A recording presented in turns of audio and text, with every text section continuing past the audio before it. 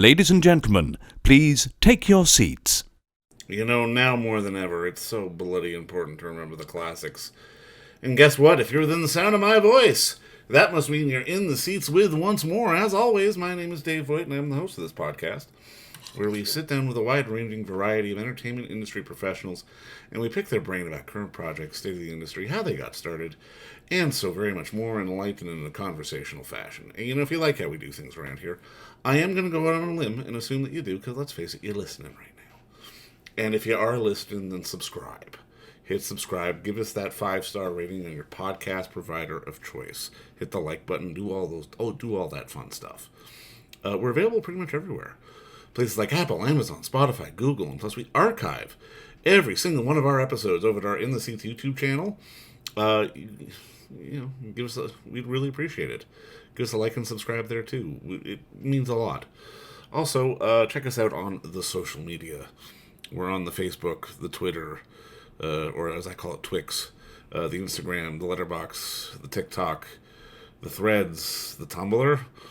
Well, we're at a lot of places. At In the Seats, for all sorts of fun updates.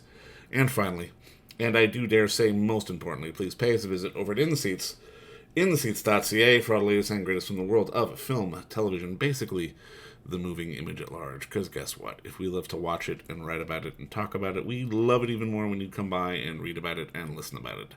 So please do us that kindness and pay us a visit. On this very special episode, we are reminiscing about, well, one of the best that ever did it.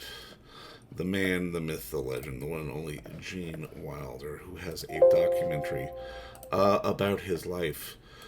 Excuse me for that, coming out today, playing here in Toronto at the where is it playing? Right, the Hot Docs Ted Rogers Theater. How could I forget?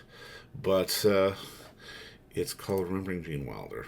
It is a fantastic documentary and tribute honoring the life and career of the man himself. And we had the unique pleasure of not only watching the film, which is great, don't miss it.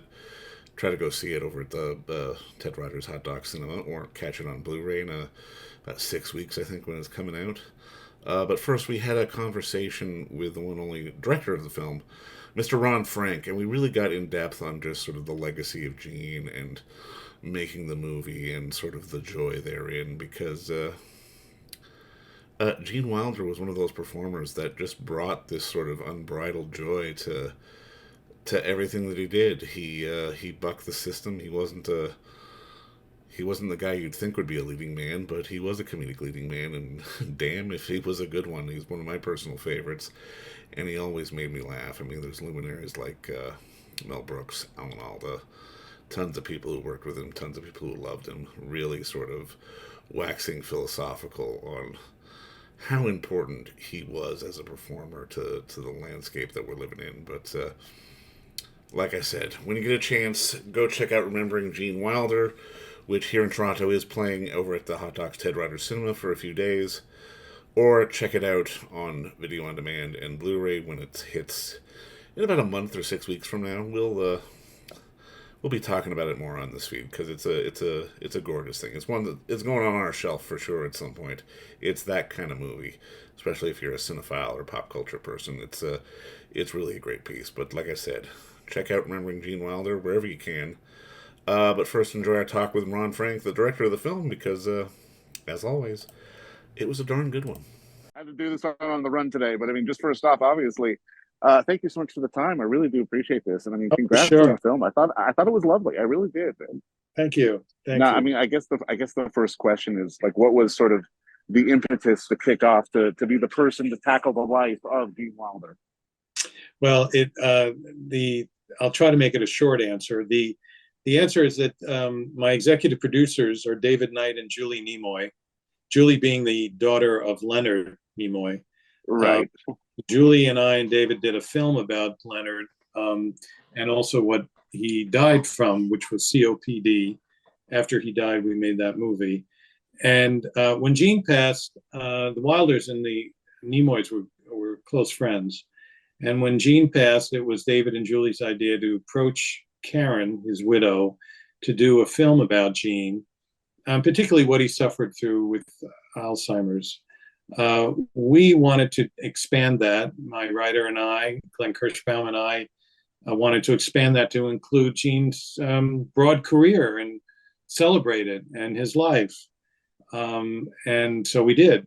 The Alzheimer's part became a very small part of the film, but we got into it and we just expanded.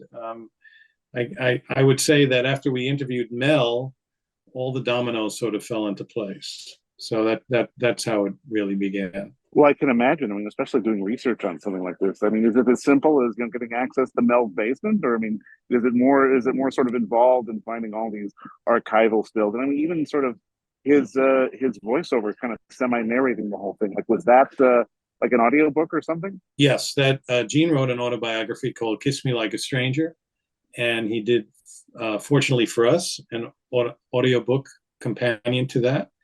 And we licensed it and took excerpts from that. And we knew what meant most to him. I mean, we couldn't do it all, 300 some odd pages, but we knew what meant most to him, was most important to him, because he repeated certain stories in other interviews. And we also, I didn't want to do it, I couldn't do a Gene interview, it's gone, but we could have licensed one, but we just wanted him to tell the story in first person. So that's what we did. We had him tell it in first person. And I think the technique, which is not completely unique, but it really brings the audience to his storytelling, right up to his storytelling. He's telling us his story, which he did in the book. So that proved to be, I think, a lot more effective than were he alive today and we did the typical interview. This is a much more closer narrative to tell the story this way. How did you manage to boil it all down? Because I mean, honestly, you could have done a film about him on The Producers, or him on Saddles, or just his relationship with Richard. There was so much material to choose from. How did you manage to sort of pare it down to the 90 odd minutes that you got it to? You are so right. I mean, we had one time I had about almost 120-minute version of this. Too long. It's too long to make. Not that the material wasn't good, but I think it's just too long to make audiences sit through necessarily. Sometimes a documentary of that length, right? And so we had to pick and choose, and the choices were not easy. But what we did is we went through his movies and where Gene had something to say about them, and particularly, his classics. How could we not include them? Yeah. The more famous ones, but there were a lot of duds too, and we didn't go there. He did some. I think my regret is we didn't go into a lot of his. After he did The Producers, Mel wanted to bring him closer, and Gene wanted to do his own thing. So he ended up doing Little Prince and Rhinoceros and Quackster Fortune and these little films that a lot of people haven't heard of. That weren't box office hits, but were cute films in and of their own, just not extremely popular like the others that he had done during that time. So we figured that we're not going to concentrate on those and concentrate on his big ones. And really, each film that we focused on was really what it meant to Gene. Everything around the film was mostly how it affected Gene, how it propelled his life forward in terms of his career. That was starting with The Producers. When we interviewed Mel, and Mel said that Joe Levine wanted to fire him and get him and replace him with somebody else. And Mel said, "Yeah, you're right, you got it." And he would never to the guy. He was smart, because we wouldn't probably be talking today had Mel not, been kept Gene in the Producers, and he proved Joe Levine wrong, because he got an Oscar nomination. Gene did for Best Supporting Actor for The Producers. So things that affected the trajectory of Gene's life is where we were most focused on. Was everyone more or less on board to talk on camera about Gene, or was it like you said, was Mel kind of the domino to get everyone else to fall in line? Mel was kind of the domino. The only one we did not get that I wish we had gotten was Harrison Ford to talk about Oh yeah. Frisco Kid. Harrison turned us down. And then there were others who unfortunately passed away. We wanted to get Sidney Poitier. He had just died while we were in production. Charles Grodin, same thing. He passed away. Gene was very close friends with him. So there were those folks we were not able to get. But we got everybody else, Carol Kane and Ellen Alda, Michael Gruskoff, producer of the Young Frankenstein. So we were able to get a lot of folks that we were hoping to. How important was it for you to make this not so much a retrospective, but just more to get us insight on the tender moments of his career? Because I mean, I love the fact that, you know, you spent a good chunk of Young Frankenstein just talking about how Marty Feldman kept breaking them on set. You know, that those are the sweeter moments that, at least as a fan, I think I feel appreciated way more than just sort of a historical sort of look back at the production thereof, you know? Well, you'll notice that we really didn't get into detail about any of the movies and the plot. Yeah. We would summarize it maybe in a line like Blazing Saddles. You know, Mel needed to say, for those people, maybe the minority who hasn't really known or seen the movie, Mel needed to say this was a film, you know, primarily about racism and making fun of it. But largely we stayed away from the plot. I mean, I could have, like you said originally, I could have made a whole movie about the producers. Mel talked about it in detail. I mean, there's so much more I know, and we couldn't put it in. It really didn't affect Gene necessarily.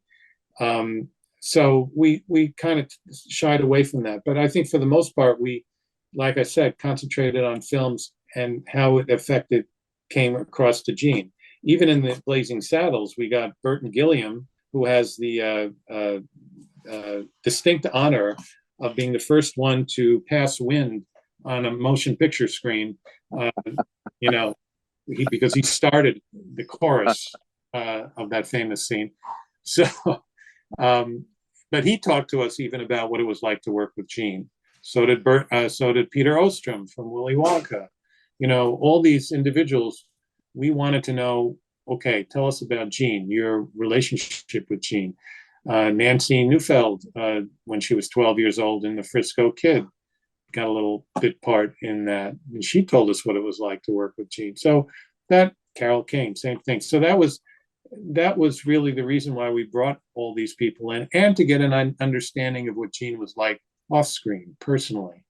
So, and Karen filled that in for us very well. It really felt like the film was giving us a sense of the legacy of not only what kind of a performer he was, but just also that era of comedy as well. Because I mean, so many of his classic performances in films are films that, I mean, you couldn't make these today if you had free license to had all the money in the world to do whatever you want. There's no way in hell you could get them made. But I mean, these were classic bits. I mean, just to to have like Gene Sell being in love with a sheep, it's not something you could pull off today. Was there a sense of sort of appreciation of the legacy, especially as you were talking to everyone and really kind of reminiscing and putting all this together? Well, I mean, you're right about that. The sensibility of the late 60s and throughout the 70s it's completely different now. I was lucky enough to see these movies in the movie theater, the earlier ones, which I think is the best place to see them. I mean, of course, Netflix, but seeing with an audience was, remarkable. But I think as a whole, the experience of looking at the sheep, for instance. So our executive producer, Julie, she didn't want that in. She just at first felt that it was like, no, it's, and we also we showed a cut to public television here in the US. And they said, no bestiality. We cut that out. If you want to sell it to us, you got to cut that out. And we said, well, it's great. But with Julie, Glenn and I, my writer and I, we did what Mel said, don't say, you're right, you got it, it's out. And we just, and I think I love it. Audiences appreciate it, to this day. So, I mean, that was about that. You're right. I mean, those kind of things could not be done today. And I don't think it's because they are shocking. I think the audience has changed. Not the filmmaking, not the comedy. or anything else. It's the audience. Their sensibilities have changed. If I saw it, and maybe it's an age thing, if I saw it, I would laugh my head off. But I guess people are more sensitive now and more critical. That's for sure. So maybe that has something to do with it. Was there anything in this entire process that maybe surprised you about Gene? Because I mean, in watching it, I was struck by just of how giving a performer he was, and I mean, really, in many ways, it kind of reminded me almost of someone like Robin's legacy, and just sort of the stories that people would tell about him. Like, was there anything about Gene, sort of as you were going along this process, that maybe caught you off guard? I did not know about Gene's personality off screen, but it was very similar to what you saw on screen. I mean, Gene was a comedic actor, not a comedian. It's a different, and I think I don't think he wasn't as witty off screen, but there was a likableness about his personality and affection that came across. Everybody has told me, I never met him, unfortunately, but everybody has told me he was kind, soft-spoken. He looked at you in the eye when he talked to you. You were the only one in the room. Didn't matter who you were. He treated everybody the same. And there was just a very calm demeanor about him. I think that even expanded as he got older. But that's the sense that I got. Particularly, I got it when he was dating Karen. Karen said, he really listened, which most men, ask my wife, they don't do. So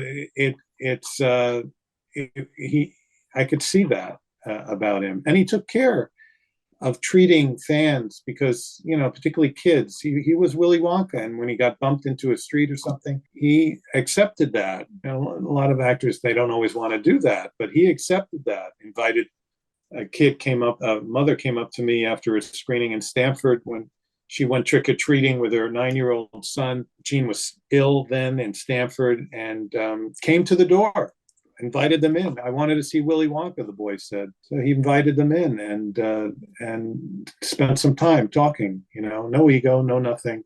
And the kid never forgot it. So that was Gene. Was there any hesitancy to remind the audiences that Willy Wonka did kind of tank sort of on its initial run? It wasn't for me. I mean, when I was a kid growing up, I never heard of the movie. The only reason I know it is because of DVD and VHS. Yeah. And my kids saw it. But I never gravitated to it. I missed it back in whenever it was, 71, I believe it got released. And to talk about it, Gene talks about it rather starkly in his autobiography. He had a few bombs, and he even said, I don't know if Little Prince did that well.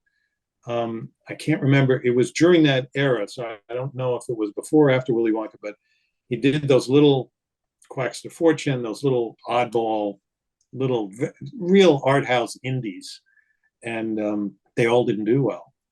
And he was very afraid that this would be the end of his career. He was just getting one Start the Revolution Without Me, I believe.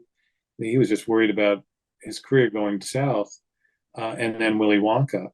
So when he said, he says in his book, he did everything you want to know about sex, really to resurrect his career. But also he thought he was right for the part. He understood where Woody Allen was coming from. No, I love the line that, he said, just without being wilder and wanting to be wilder. And I mean, that really does feel like such a great way to sum up him as a performer. But I mean, I'm kind of curious, having done this deep dive, like, how would you now, sort of, I guess, an expert on Gene Wilder, sum up Gene Wilder, the man? Well, I think the first thing, if I wrote a book or did another movie, I'd call it Wilder. I like that as a title. He was a good-hearted person who really enjoyed making people laugh, like he did with his mother, and in terms of making his mother laugh, which he needed to do because she had a heart attack and it almost killed her. Did I tell you the story already? Because I've been you didn't. No. Many times. I've been doing a series of, don't print this, but I've been doing a series back to back. So I don't know who I told this story to. It's okay. So, Gene tells us, and we have it in the movie, that his mother suffered a heart attack when he was young. And the doctor told him, don't ever argue with her, try to make her laugh. Quite a burden to put on a little kid. And he did make her laugh by watching routines, Jerry Lewis and Sid Caesar, Danny Kaye, and he did make her laugh. So I think for him, and he's not a New York Jew, there's a difference. He's a Midwestern Jew. Yeah. And so he didn't have the same, I don't know. He had, Jewish jokes in the genes, as you would say, but I don't think it was the same as Mel Brooks, for example. Mel Brooks, born and bred Brooklyn guy from, and a Brooklyn Jew. And that makes a difference in terms of humor. But Gene had a great sense of timing. And he also, he made things real by being natural. He didn't force humor. He didn't force his antics or anything else like that. He was, like Ben Mankiewicz says in our movie, he was like, I believe him. I could see him. Like, he could be me, in an absurd situation. But he just executed it with a certain amount of brilliance. I would have liked to have met him because I like the demeanor that he held. He was also not a Hollywood guy. He settled more or less in Stamford, Connecticut, was an East Coast guy, but he was not enamored with Hollywood. He doesn't have a star in the Hollywood Boulevard Walk of Fame. He just wasn't important to him. What was important to him was his creativity. And when it wasn't acting, eventually that ended, it was writing, or it was painting, and it was even music. So that was the most important thing. And I understand that, to have a creative outlet. Well, no, 100%. And I mean, I love that you bring up sort of his natural just way about things, because I mean, just to put a bow on this, and I mean, this is something I want to ask you, but I mean, I've got to share this with you, because my first Gene memory is Frisco Kid, seeing it on VHS. And I mean, I was brought up Jewish. I knew what Lantzman meant. So the second he screams, Lantzman, Lantzman, I was like, it's a kid. I was dying. And it's just the timing and the earnest and just how he sold it is what made it all so beautiful and so funny. And I mean, just to put a bow on this interview, what is your first memory of sort of Gene Wilder? Oh, okay. Well, I can tell you that it was 50 years ago, exactly. And I was in a movie theater in Long Island where I grew up, and I saw Gene hanging from a jail cell upside down. It was the first time I saw him. And are we black? It's what he said. And of course, the audience went hysterical. And when he stood upright and I saw him, his hair was like out to here. I was 16 and I had hair out to here. It was like crazy. And I thought, wow, I could identify. I never saw an actor like that before, that had uncontrollable, unmanageable hair. And I identified with that very much. Little did I know that 50 years ago I'd be doing a doc about him. But that was my first memory. And of course, the farting scene and everything. I'll tell you a funny story about that. Warner Brothers told Mel, absolutely no, when it came to Blazing Saddles, absolutely no farting. And Mel said, you're right, you got it. No farting. There won't be any farting. I won't do any farting in this film. And then they said, no, you can't punch a horse in a film. And he said, oh, don't worry about it. We will not punch a horse. And you can't use N-words. No N-words in this movie. And he said, okay, fine. And he never, ever listened to that. Thank God. Otherwise, Blazing Saddles would have been a 5-minute movie. So it worked out pretty well. So that was one little story Mel told me. Well, and you know what? I mean, I think Mel does have a star, but I mean, I love the fact that Gene kind of doesn't, because I mean, he's this beloved icon who was just kind of okay to settle into the background a little bit and just sort of be and sort of play and sort of do what he did and make people laugh. And I mean, honestly, I'm so glad this movie's going to be out there, because just more people need to remember and reminisce about the genius that was Gene Wilder. But I mean, Ron, just thank you again for the work, and thank you so much for the time today. This was a lot of fun. That's great. Well, I enjoyed talking to you, Dave. And don't forget to visit our friends over at Bay Street Video for all your DVD, Blu-ray rental, or purchasing needs this summer, as they are still open for curbside and some mailing delivery as well. Over at 1172 Bay Street, Toronto, Ontario, Canada, you can give them a call at 416-964-9088. That's 416-964-9088. Or send them an email at baystreetvideoto@gmail.com for any of your DVD and Blu-ray needs.